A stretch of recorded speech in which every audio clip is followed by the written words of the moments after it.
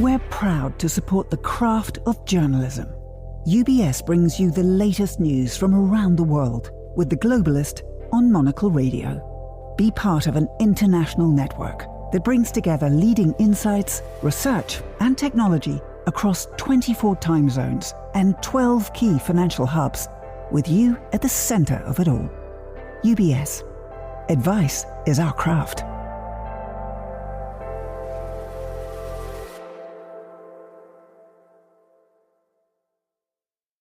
You're listening to The Globalist, first broadcast on the 9th of September 2025 on Monocle Radio. The Globalist, in association with UBS.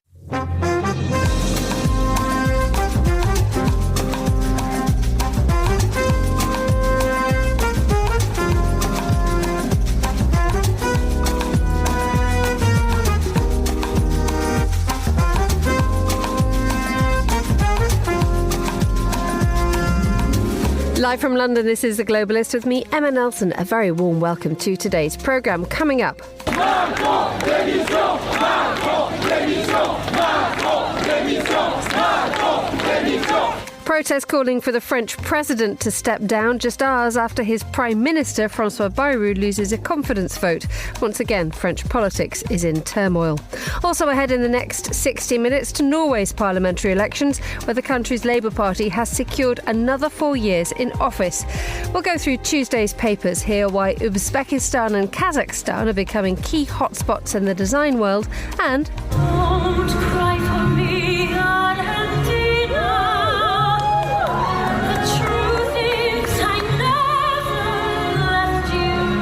As we hear there the final performance of Evita from a balcony in the British capital, we'll enjoy a full roundup of the latest news from the theatre. That's all coming up on The Globalist, live from London.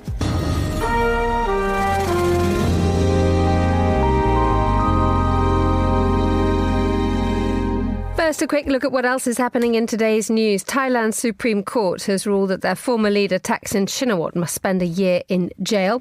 The long-running battle for control of Rupert Murdoch's media empire has been settled, with a deal consolidating the control of his son Lachlan over the business. And it's been reported that an incident at London's Heathrow Airport Terminal 4 yesterday, which led to its temporary closure, was likely an episode of mass hysteria. Stay tuned to Monocle Radio throughout the day for more on these stories. But first, as predicted, France and indeed President Macron have woken for the fifth time in just over a year without a prime minister. Having called for a vote of confidence in himself, François Bayrou told Parliament yesterday that he wanted his so-called moment of truth. And hours later, he was out of a job. But with or without a prime minister, France still has an enormous hole in its budget that needs to be filled. Watching events from France is Simon Bouvier, who's Monocle's Paris Bureau Chief. Good morning, Simon. Bonjour, Emma. How are you? Very well, thank you. And arguably in a slightly better state than France this morning. The government has collapsed. There is a Prime Minister who's just about to hand in his resignation, and the hunt is on for his replacement. Yes, I do hope that you're doing better than that, Emma. President Macron, it's not like he wasn't expecting it, but he's going to be on the hunt for his fifth prime minister in a little bit over 3 years, nearly 4.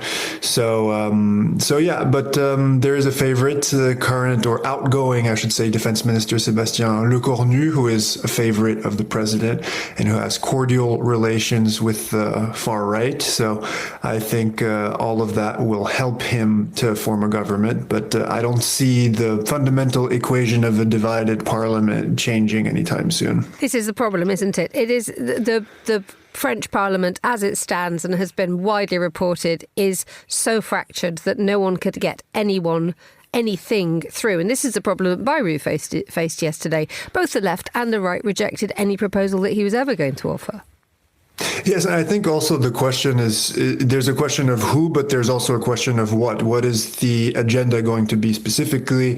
Bayrou made this tackling of public debt, slashing public spending and increasing France's productivity and even taxes to kind of bridge that gap. His main policy, but it was extremely unpopular on all sides.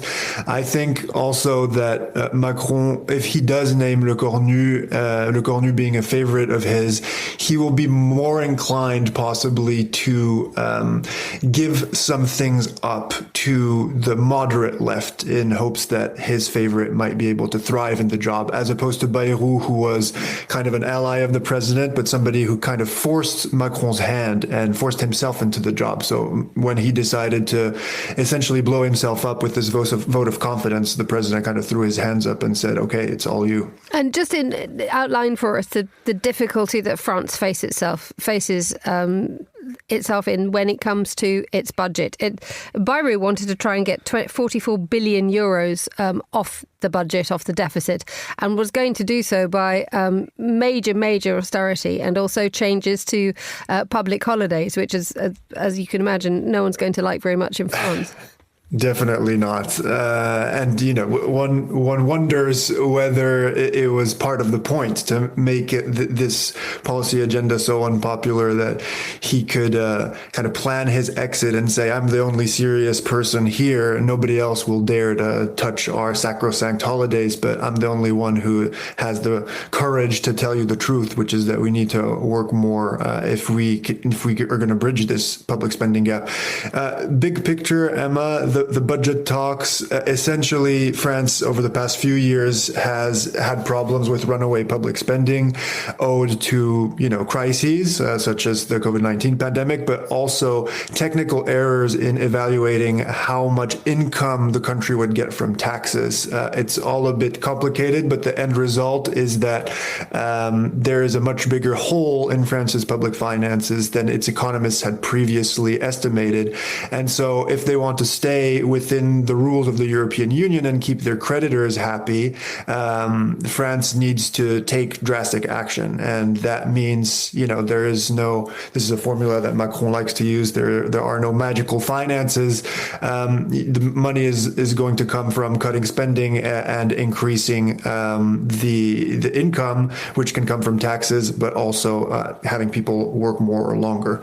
So that's what is on the plate of the next prime minister.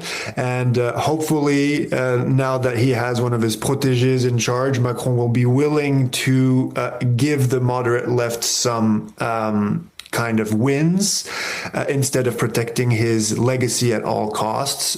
So that will probably mean increased taxes on the wealthiest French. Tell us a little bit more about Sébastien Lecornu and the fact that this name has emerged very, very quickly. In the past, we have seen efforts made by Emmanuel Macron to fill the prime ministerial position done with extreme difficulty because no one really wants this job anymore. So what is it about Le Cornu that seems to be a simple and quick fit? I mean, you mentioned the fact that he can move both to the right and to the left. Yes, I think that Le Cornu was the favorite before Bayrou was named, but then Bayrou threatened the president, cunning, a backroom dealing politician that he is. He went to the Élysée and said, listen, if you don't name me the next prime minister, I will withdraw from this centrist coalition, and therefore that prime minister won't have the votes to govern. So he kind of forced Macron's hand. But Le Cornu was Macron's first choice. As we mentioned earlier, he is a kind of a Macron loyalist from the start. He's had experience now being in government for a while, and he has cultivated cordial relationships on both sides of the political spectrum in France. So he might have more leeway to pass this tricky budget and generally govern than Bayrou did and then Barnier did before him. But he's going to have to essentially treat the Socialist Party as kingmakers. I'm sorry. So they're going to have to figure out, okay, what is it that you want exactly, and what can we include in the budget that are priorities for you? I think it will mean that the savings that the budget will include will be far less drastic than what Bayrou had planned, but it should include a little something also to keep the IMF and the money markets relieved that something is being done at least to address this runaway spending problem. Indeed, because this is the problem, isn't it? That we have, yesterday Germany said that any instability in France doesn't affect the wider stability of the Eurozone. But surely there will be some Europe-wide impact, not least because having the EU's second biggest economy in a state of permanent political crisis is not going to help in a time of war and in a time of dealing with Donald Trump's tariffs. Definitely not, especially since, as you mentioned, Emma, I mean, these tariffs are not pure economics anymore because of the way that the White House is conducting its foreign policy. The security and geopolitical side of things and the commercial side of things are one and the same. And that partly explains why the European Union decided that it would settle for this kind of 15% baseline tariff and accept that the U.S. would sell goods in the EU for zero, which a lot of people, including the French, explicitly called a capitulation to the United States. It's because Ursula von der Leyen and other EU officials, and I think most EU heads of state, understand that the Trump White House sees geopolitics as transactional, and so there's always a what's in it for us situation. And if France is unable to be productive enough to live up to that side of the bargain, I think they'll have difficulty being credible on the security front as well. So I think it is quite urgent that they get over this phase of one prime minister succeeding another and lasting less than a year. And hopefully this next one will be it. But really, I don't see this equation changing fundamentally until the next presidential elections in 2027. Simon, quick question. What else is on the to-do list in the Paris Bureau today? Well, what else is on the to-do list of the Paris Bureau today? I could not tell you because I am on holiday currently in Le Perche. So I will be visiting a petting zoo later today, and I wish my colleagues in the Paris Bureau well. Thank you very much indeed for that. Simon Bouvier, Monocle's Paris Bureau Chief. Thank you for joining us on The Globalist.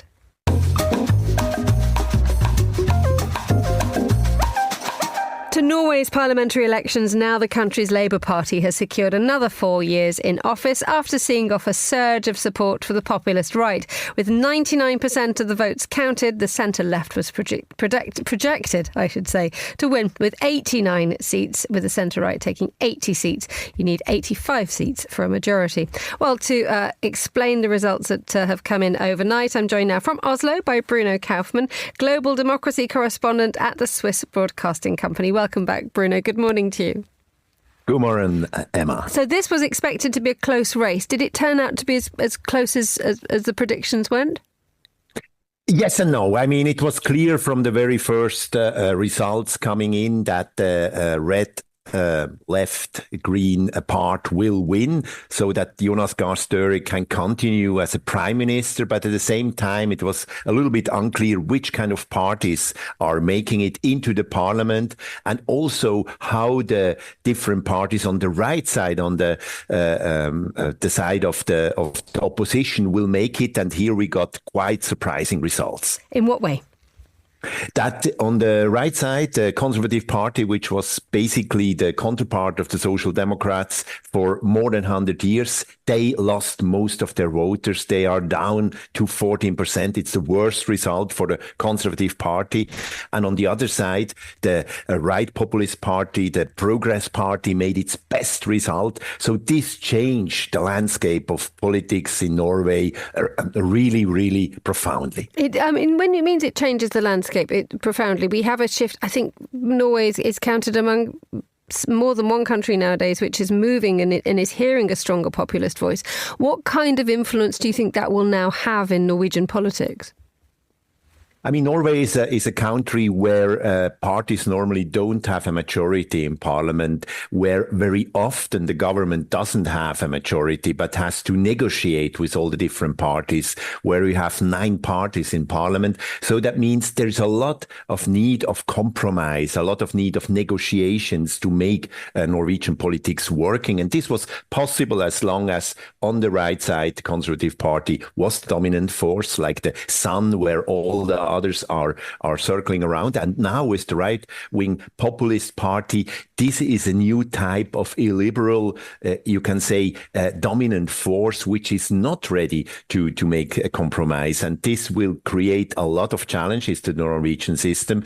While the Prime Minister, who was re-elected yesterday, he offered a hand also to this party, because he said all the parties in Norway are democratic parties and all the Norwegian parties are able to negotiate. And when it comes to the big sticking points, and there was a lot of discussion as people went into the polls about wealth tax, because Norway is one of those few countries which does have one.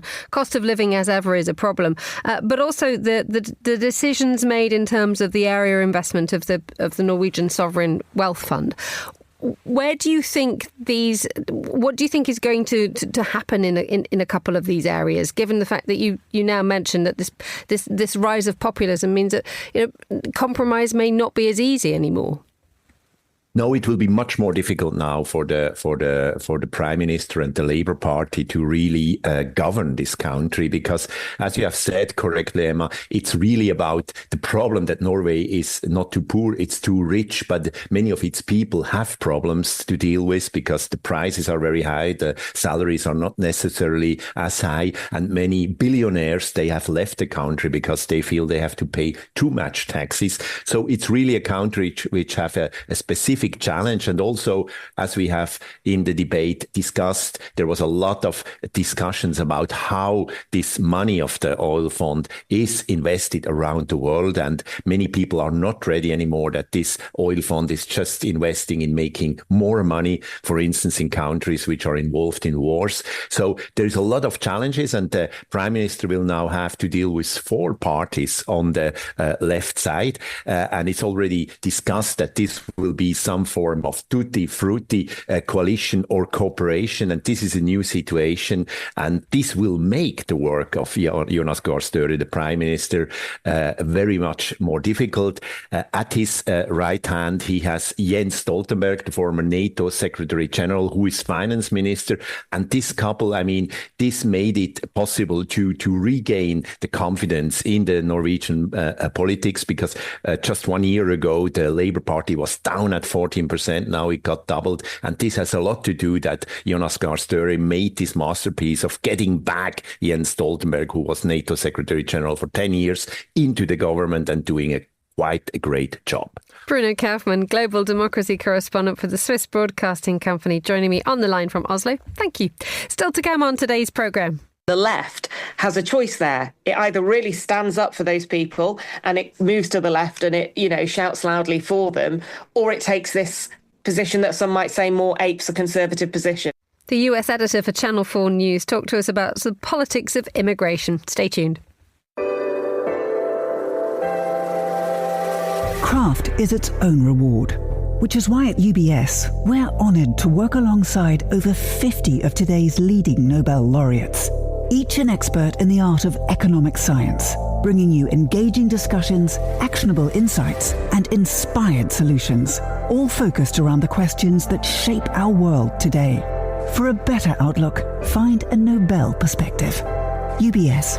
Banking is our craft.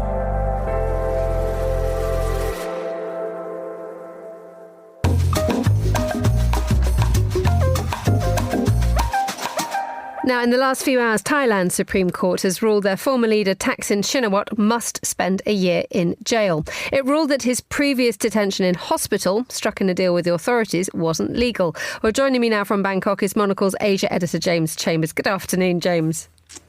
Morning, Emma. So would you be kind enough to bring us up to date, please?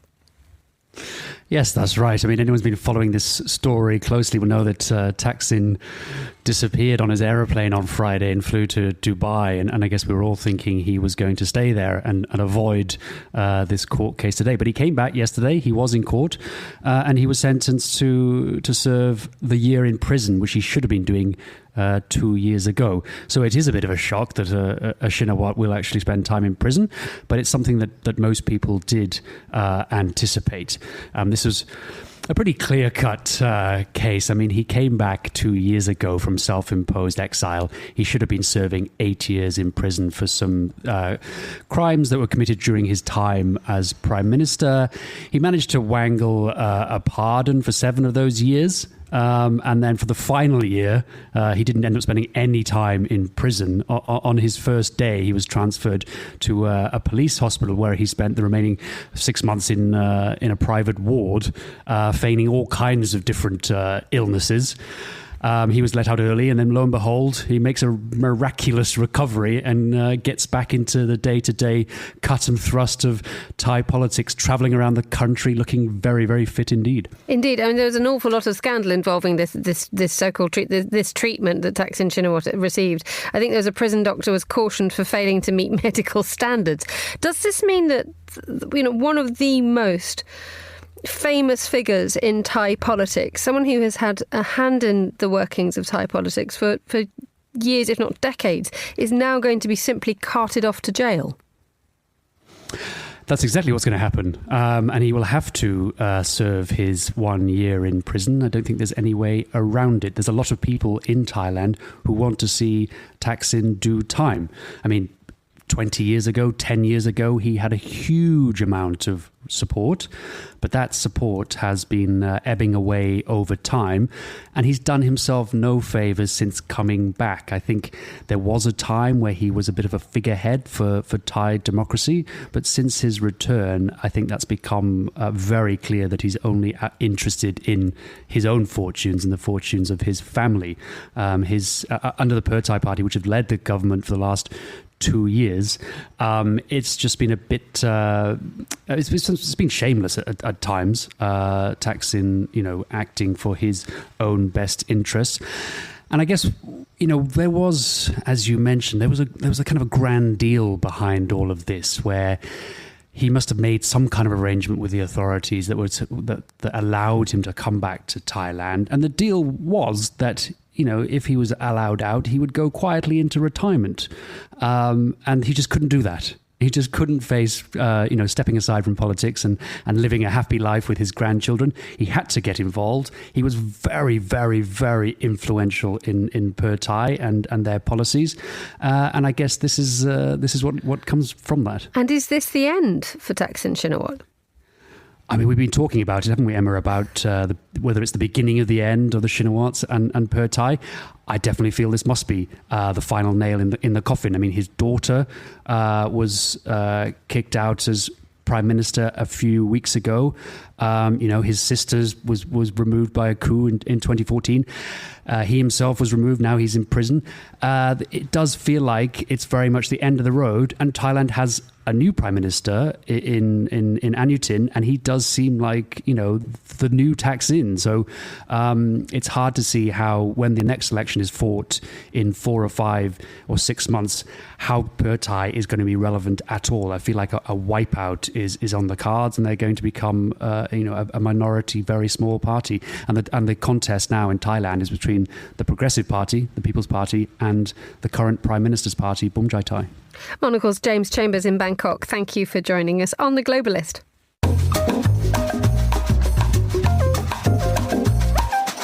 And we head now to Switzerland for today's paper review. Joining me is Juliet Linley, journalist and former Vatican correspondent. Good morning, Juliet. How's Zurich looking?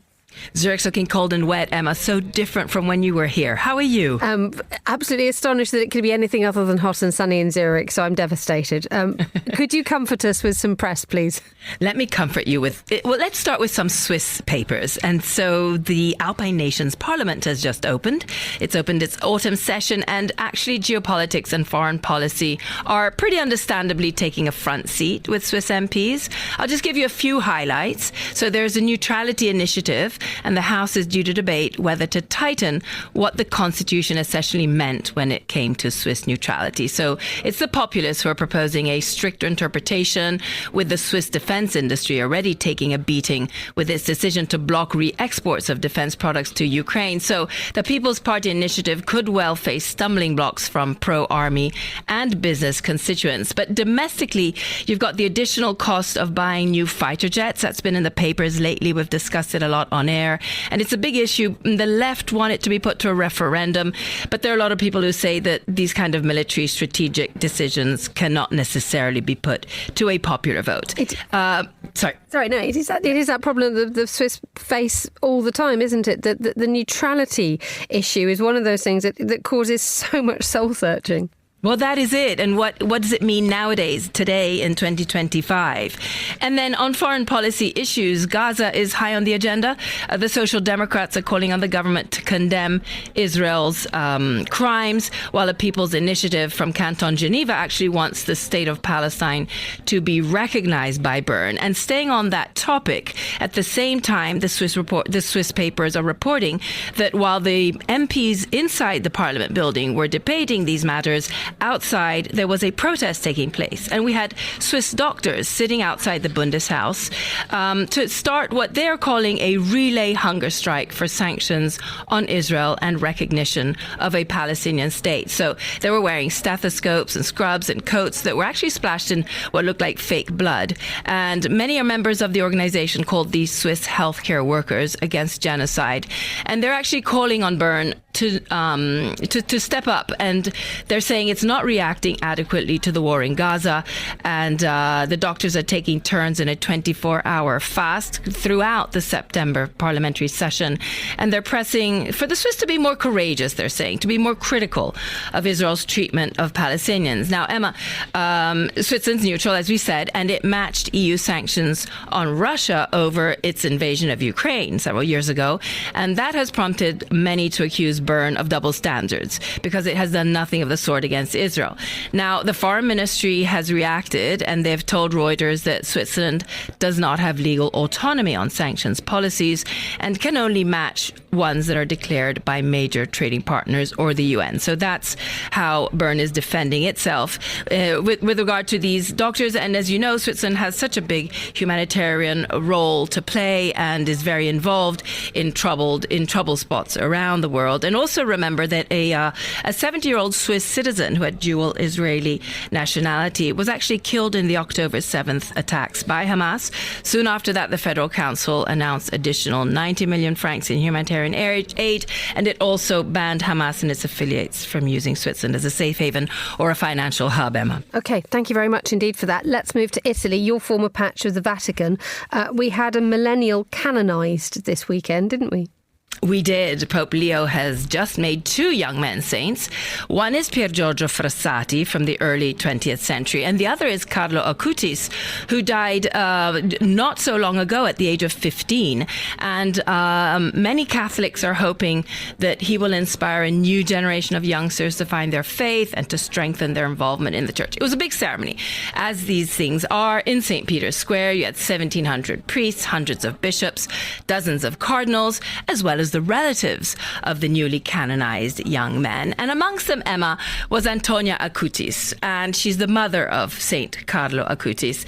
And as I watched the ceremony, now Carlo was born in 1991, so very, very recent. And as I watched the ceremony and I was reading up about Mamma Acutis, I started to be fascinated by thoughts like, and Emma, you will relate to this, like, what kind of mother does it take to raise a saint? Or like, what does it take for your saintly child to actually become canonized and recognized by the world, by the Catholic Church as being a saint? You can think it, but how do you get the rest of the world to think it? So to the first point, so I've been reading up and looking into these things and watching a lot of Italian news, and you would think that perhaps you need to be a pious, prayerful, church-going mother, but then think again, Emma, because Miss Acutis says it was her son's piety that led her to rediscover her own faith, and she didn't even go to church regularly when she was bringing him up. And apparently you also don't need to be a helicopter mum, Emma, if you want to raise a saint, because Carlo was born into a wealthy Italian family. He was born in London, then moved back to Milan, where his family had business interests, and his parents were not particularly present. He had numerous domestic staff, including a Polish nanny who is said to have prayed with him a lot, and also another member of staff from the developing world who has said that Carlo actually convinced him to convert to Catholicism. And then just one more thought. The other thing that you shouldn't do if you want to follow in Mama Akutis' footsteps is try to banish gaming, Emma, because a lot of us try to do that perhaps, or at least try to limit it. But this young lad was so good with programming. He was so comfortable with computers that he set up websites tracking miracles, creating traveling exhibitions with photos, documenting miracles. And he was passionate about computers from the age of 6. By the way, his mother says he had so much self-discipline that he would allow himself only 1 hour of PlayStation a week. Goodness me. We're destined to failure, Julia. That's all I can say. You've left me speechless with that one. I'm just wondering. He also went to mass every day, apparently, as well, and only ever had one pair of shoes. Yes, but then, there's also, some are wondering, how do you fast track your son to sainthood? And there are the critics who say perhaps this was a bit too fast. He's the fastest person to be made a saint if you look at the year he was born and the year he became a saint. Just 34 years. It's the fastest. Never happened before. What has happened is people have been fast tracked soon after their death. And so let's say Saint John Paul II or Mother Teresa were made saints sooner. But some are wondering whether perhaps the family's wealth helped to make this all happen so fast. Not a problem we need to think too much about. Not today, right, Juliet. We're talking about saintly teenagers. Juliet Lindley, journalist and former Vatican correspondent, joining us from our Dufourstrasse 90 studios in Zurich. Thank you. You're listening to The Globalist on Monocle Radio.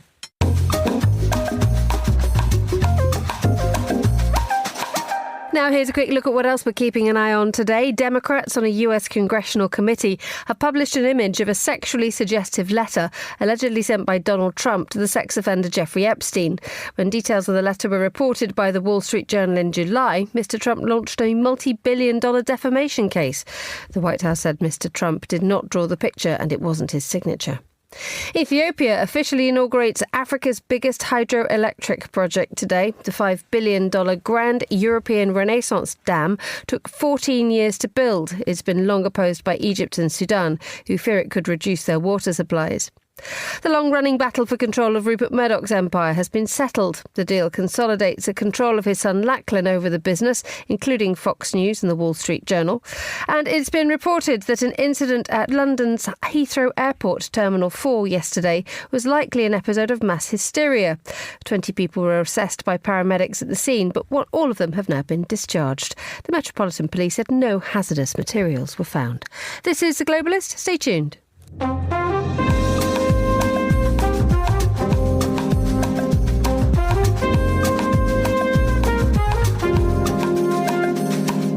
It's 17:31 in Honiara, 8:31 a.m. if you're listening in Zurich. Now, the self-declared purpose of the Pacific Islands Forum is to empower the Pacific. And the annual gathering is underway in the Solomon Islands. But for the first time, China, the US, Taiwan are among those that have been excluded from the invite list. The official agenda covers climate change and security, but the meeting does occur and intensify geopolitical competition in the Pacific. So to try to work out how they make all this work, I'm joined now from Adelaide, Australia, by Edward Acton Kavanagh, who's a journalist and author of Divided Isles. Good afternoon, Edward.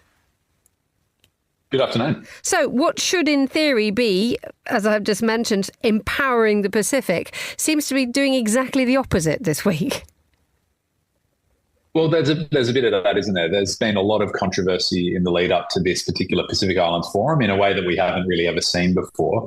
And largely that's due to the fact that the traditional observer states of the Pacific Islands Forum, which, as you mentioned in the introduction, China, the United States, even the European Union and others, have been excluded.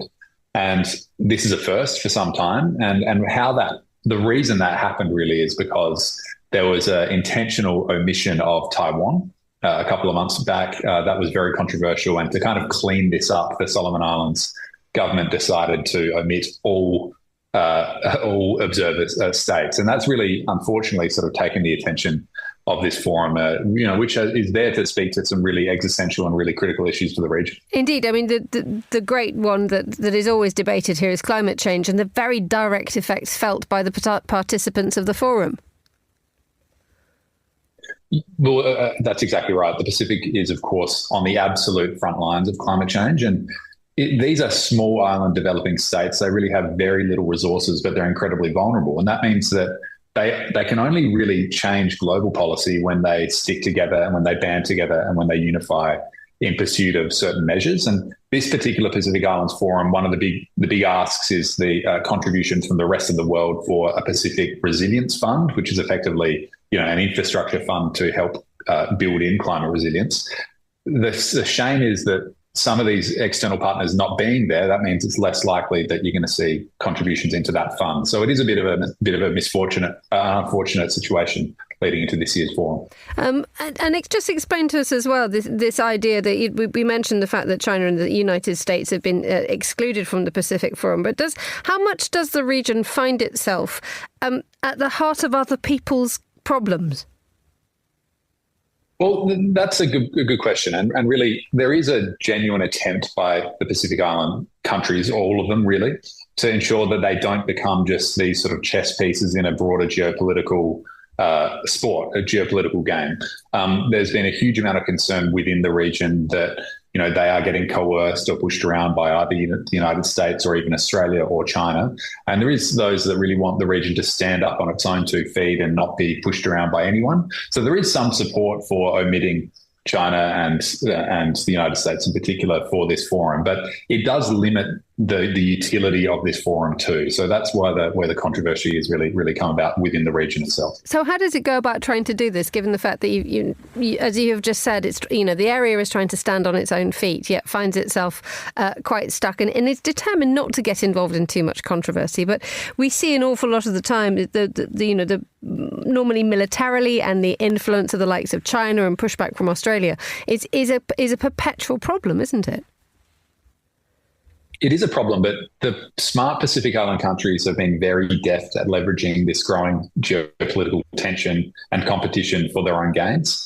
I did a lot of work in Solomon Islands, really documenting how Solomon Islands capitalized on its new relationship with China to gain extraordinary concessions from China, from the United States, from Australia.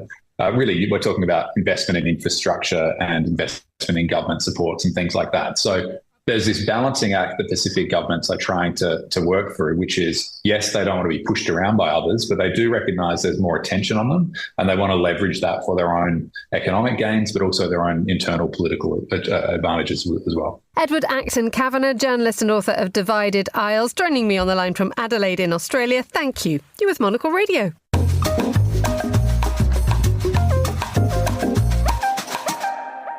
Now, the current episode of the Foreign Desk on Monocle Radio is an exercise in wondering what an actually reasonable discussion of immigration would sound like and whether any of the people who most loudly insist that they want a reasonable discussion of immigration actually do. Among the guests talking to Andrew Muller is Anushka Astana, who's US editor for Channel 4. And she spoke to Andrew from Washington, D.C. Andrew began by asking why the immigration issue has caught Labour so off guard. I think to understand where they're coming from in immigration, you almost need to look back at the strategy they used to win the election. Yes, of course, the Conservatives had collapsed and Labour could have won anyway. But the reality is that there was a really thought through strategy that targeted a particular group of voters above all else. It was one of the most targeted strategies we've ever seen, targeting on these working class seats in former industrial heartlands where people were really feeling the pinch economically and where immigration was a more salient issue than it may have been in some other parts of the country. Now, I think the salience of immigration rises and falls over time. It so happens that in recent years, it has really risen again, having fallen back immediately after the Brexit vote. And they made a decision. They made a decision that this is an issue on which we have to be tough, that we have to look like we're in the same place as these voters. They see that position as being quite far to the right, if you would call it that. I mean, it's sort of about a kind of social conservatism, if you like, rather than a left-right thing, arguably. They did say to me, some really senior figures beforehand, that part of the strategy is that they would never punch down on immigrants themselves or asylum seekers. And I think that critics of Labour would think that they have moved to a position where they are absolutely punching down on those sections of society. I mean, I think they would argue that we need to do this politically because that's where the voters are. And it is a really difficult thing. I see it here, having just moved to the US. And I was speaking to an immigration expert here who's actually advising politicians in the UK over the issue. They're having the same issue here, which is people are angry and upset by the level of what they see as illegal immigration, what other people might see as completely legitimate asylum claims, and they want to see it reacted to. And the left has a choice there. It either really stands up for those people and it moves to the left and it, shouts loudly for them, or it takes this position that some might say more apes a conservative position. And I think this Labour Party has chosen to go down that latter path, and always was going to, because this Labour Party is ideologically a much more centrist beast than what came before it. Doubtless, but even so, you say that that's where the voters are, and obviously if you look at the current polling in the United Kingdom and how well Reform UK are doing, that is where a lot of the voters are. But is that where any Labour voters are? Is there anything that this government could do or say or enact that is possibly going to appease what I think is quite a large coterie of voters that will not be happy until the Channel Tunnel has been bricked up and absolutely nobody is allowed into the country? Well, I think you're absolutely right that it is a fool's errand to try to out-reform, because Labour can never out-reform, and therefore all they're going to do is antagonise voters elsewhere in their coalition. This is, by the way, an age-old challenge for political parties in the UK, which is they have very large coalitions. There is a coalition that spans from the type of people who absolutely do want to see really, really stringent measures on the South Coast to people who might be considering voting for the Green Party in places like Bristol, who feel really, really liberal about this issue. The party took a strategic decision in the last election that the more important part of that base was the more socially conservative, right-wing, working class voters in post-industrial towns, because basically if you look at politics like a game of chess, that was where the most important part of the strategy came. Those were the seats that they needed to get over the line, and they felt in their heart that they would hold on to the more left-wing seats, if you like, because they had such large majorities there. In reality, we saw in the election that they do have a problem on their left flank, that they did lose seats to the Greens, but also to independents, and they will be thinking that through at the moment. And many people would argue, if you lose the left of your coalition, you're not going to be able to win the next election. That is a kind of strategic argument to be had. I was having a very interesting conversation with someone here who's advising people in the UK, and their view, interestingly, someone who was a huge liberal immigration, pro-immigration campaigner who advised Joe Biden, advised Kamala Harris, had basically come to the conclusion that the scale of asylum that we've seen has become so politically challenging, and also, and again, many people I know would disagree with this, they argued had become a backdoor for economic immigration as well. And their sort of advice is that you actually have to be really, really stringent on that. But, and this is the but that I think Labour needs to really think hard about, but then have a more liberal, left-wing, humane policy alongside it. So I've asked Keir Starmer many times in the past, OK, you want to be strict on the border. Are you going to increase the number of safe routes for asylum seekers to come into our country? Because you do still believe in the rights of asylum seekers. And they've always said no to that. And I think what this person was arguing was that if you're going to be really stringent in one place, you really ought to be more liberal in another. And also, and I think this now, we've got a position where, particularly in American politics, black people feel under attack, women feel under attack, immigrants feel under attack. And suddenly the left, instead of standing up for those groups, feels that the only thing it can do is also try and be anti-woke. And I do think that is a sort of, an ideological challenge, and one that might fracture their coalition elsewhere. That was Anushka Asthana there, the US editor for Channel 4 News in the UK. This is The Globalist on Monocle Radio. With UBS, you have a truly global partner, incorporating new technologies, innovative approaches, and unexpected opportunities, leading you to insights that help answer the questions that matter, delivered with passion, care, and unmatched expertise. Because it's about rising with the dawn each day, knowing that we can do even better. That's what banking is to us. Not just work, but a craft. UBS. Banking is our craft.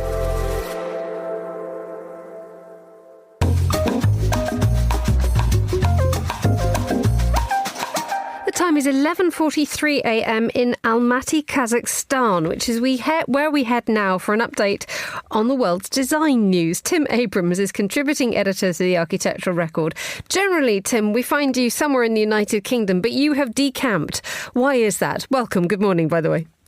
Good morning. It's great to talk to you. I am here in Almaty currently. I've been in, which is in Kazakhstan. I've been in Uzbekistan, and I am here at what seems to be a kind of strange cultural inflection point. There's a number of institutions, new museums opening here, a new biennial, new cultural initiatives taking place, and I'm here to enjoy and experience two wonderful countries that are at a point in their history where they are, after post-Soviet stabilization and relative wealth, still quite authoritarian government. They're now at a stage where one feels they are at an inflection point, as I was saying. Demographically, these are very young countries. Half of Kazakhstan's population, where I am now, is under 30. 1/3 of its smaller cousin, Uzbekistan's population, is under 14. So one senses that these are new cultural institutions for a new, younger, creative class. So what kind of design voice is emerging in this incredibly exciting time? What I've just been to see here in Kazakhstan is the Seleni Art Centre, which has a strong British flavour, albeit one which is in close, quite literally, marriage with Kazakhstan. The Seleni Art Centre is a former Soviet cinema. Seleni, the name has a very unfortunate connotations. It means Virgin Lands, which was an agrarian population programme ordered by Khrushchev in the 1950s to introduce Russification, but also kind of agrarian reform. And the cinema was although despite this negative connotation, was a much loved institution, fell into disrepair in the post-Soviet period. And now a British and Kazakh couple, Asif Khan and his Kazakh wife Zauri Atiyeva, who met when Asif was architect of the British Pavilion at the Astana Expo in 2017. And she was the project architect for the whole thing. And they have come together and they have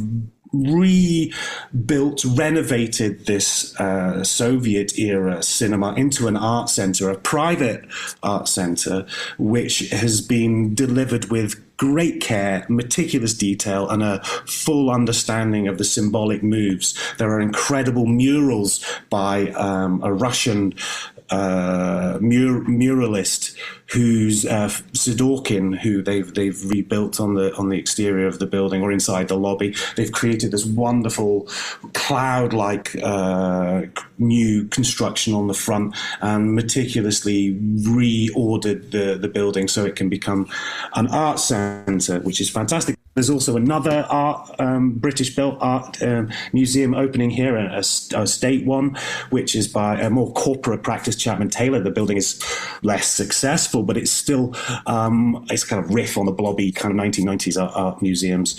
And there you still have an amazing shop front for a burgeoning contemporary art scene, an opportunity for them to understand quite what an amazing artistic legacy they had throughout the 20th century. A lot of beautiful modernism work, and there's some big contemporary pieces by Western artists to measure their new work by Richard Serra and Sim Kilfer. So it's a very exciting time here in Almaty, where I have currently been in Kazakhstan. But as I say, elsewhere there are other things happening too. Well, let's look elsewhere. But first, let's talk about the fact that the names that you have mentioned, and you mentioned twice, these are British designers, British voices, British influences. How much is that a factor in the regeneration or the creation of a cultural, renaissance in that part of the world? Where are the local voices? Well, as I say, Asif is very much, he would be the first to point out the British half of an incredible couple, and his wife is Zauri Atiyeva, is Kazakh. The project of the Seleni Art Centre is done very much as a labour of love. They would go so far as to say it's both of them.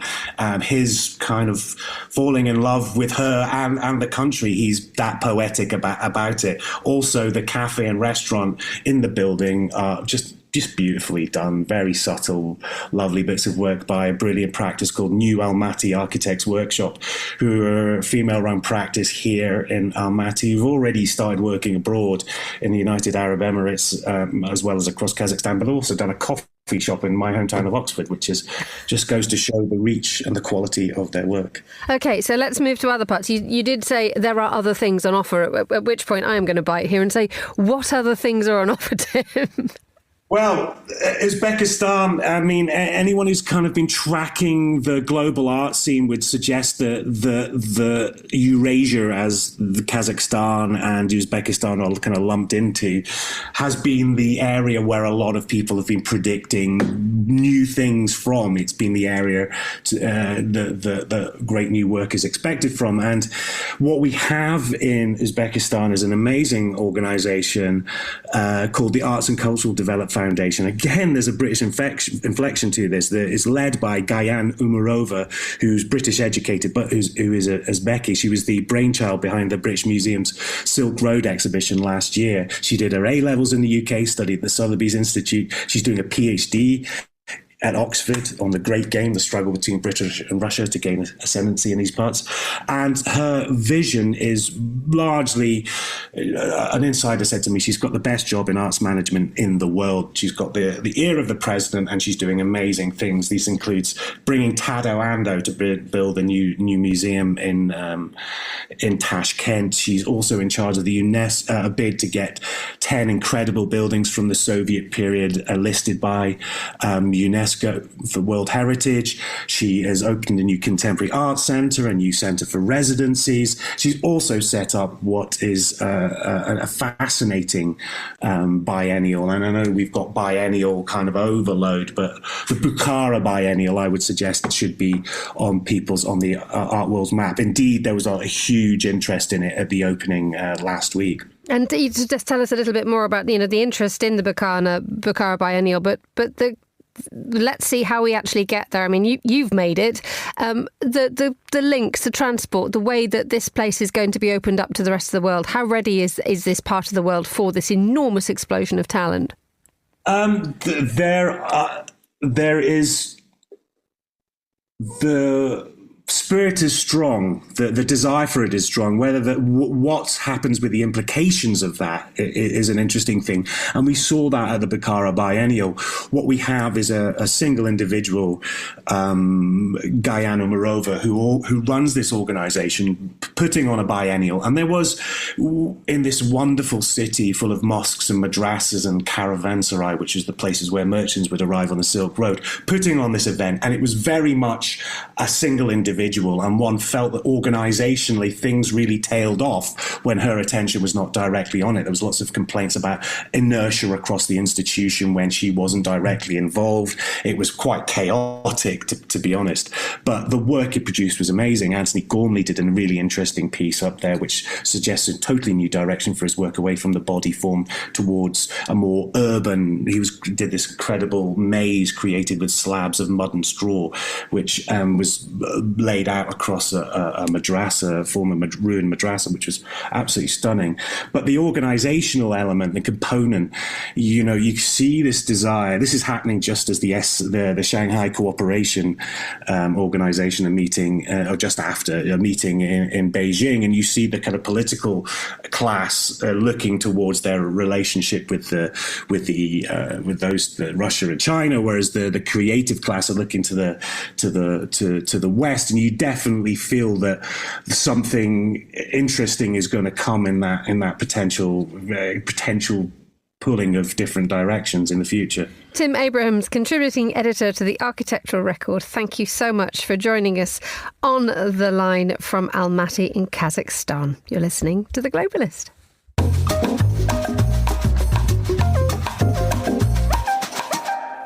It's nearly 7:53 a.m, which gives us a scant 5 minutes to find out everything that's happening in the world of theatre. If there's one man who can do it, Matt Wolfe, theatre critic at the International New York Times. Good morning. Good morning. I'm ready to race. Well, this is it. Is everything going? Off we go. All of theatre in 5 minutes. Go off. The marathon. Well, it's September and everything's going bananas. I was going to say it's a good image because after August is usually quite quiet. All the action shifts up to Edinburgh for the festival, and then September rolls around, the nights draw in, and everyone thinks, oh, nice to go to the theatre. So it's going to get really frantic end of September into October, but it's already quite busy, as we will soon discuss. Okay.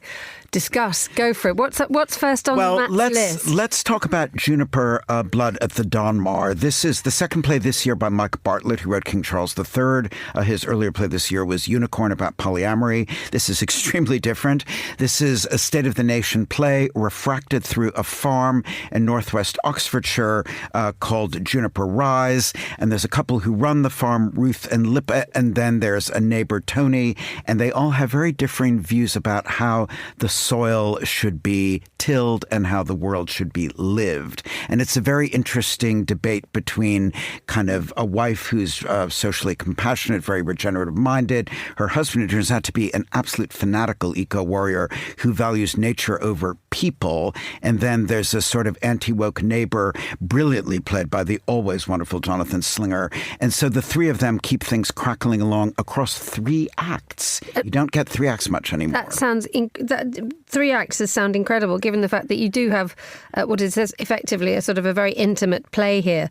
I mean, just laying out the positions, though, they all seem not necessarily stereotyped, or are they? Well, the stereotypes in the play, oddly, are, I'm talking about the older generation, but there's a younger generation who is the character Ruth's ex-stepdaughter, and then her sort of educationally minded, rather thesis-mongering friend, and they are really tedious. And when the younger generation takes center stage, the play grinds to a dead halt, and I'm afraid maybe this is just me showing my age, Emma, but I kept waiting for the oldies to come back. Oh, dear, Matt. Right, okay. Takes one to know one, right? Talking about an oldie, Yes. I think at the beginning of the programme we played a little bit of Evita. Can we hear it again? Is that entirely possible? Because there's a really, really good reason. Can never hear it too much. Well, I don't know about that.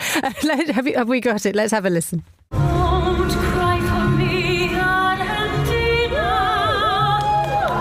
The truth is I never left you. Now, basically, if you've been living in the centre of London within earshot of that, you've been hearing that an awful lot recently because they've been singing it on the street. Yeah, well, what I mean, the production is finished now. It finished on Saturday night, September 6th.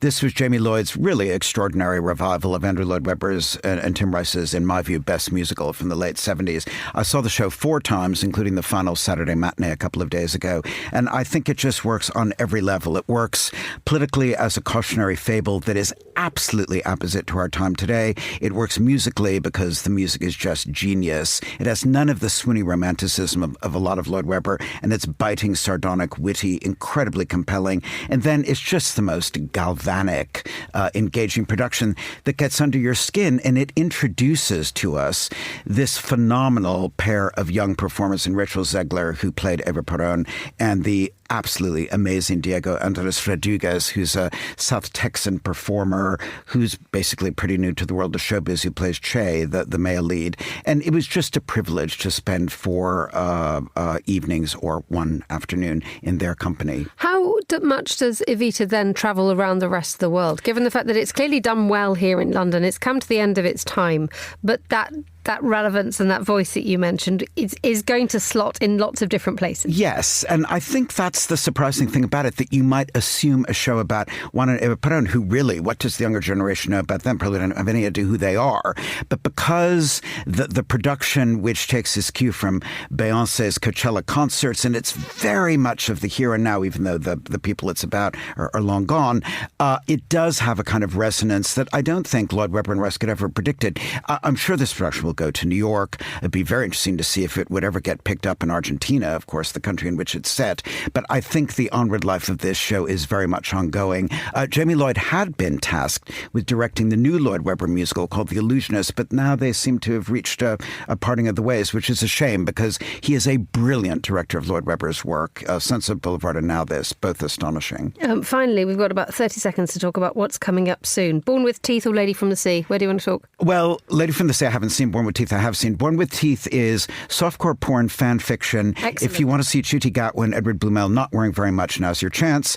Lady from the Sea, I think a lot of people will be expecting Andrew Lincoln and Lucy Vikander also not to be wearing very much, and that should be great fun as well. Naked September in the London You heard it here Theatre. first. Gosh, you did, and we've done it. We've done it in 5.5 minutes. You've done all of theatre. Matt Wolfe, Put our clothes back on. theatre critic, who says we were wearing them in the first place. Theatre critic at the International New York Times, well dressed. Thank you so much for joining me in the studio, and that's all the time we have for today's programme. The warmest of thanks to all my guests and to the producers Chris Chermak, Tom Webb and Hassan Anderson. Our researcher was Daniela Bross-Smith. Our studio manager was Elliot Greenfield, with editing assistance by Steph Chungu. After the headlines, more music on the way. The briefing's live at midday here in London. The Globalist is back at the same time tomorrow. I hope you can join me for that if you can. But for now, from me, Emma Nelson, goodbye. Thanks for listening.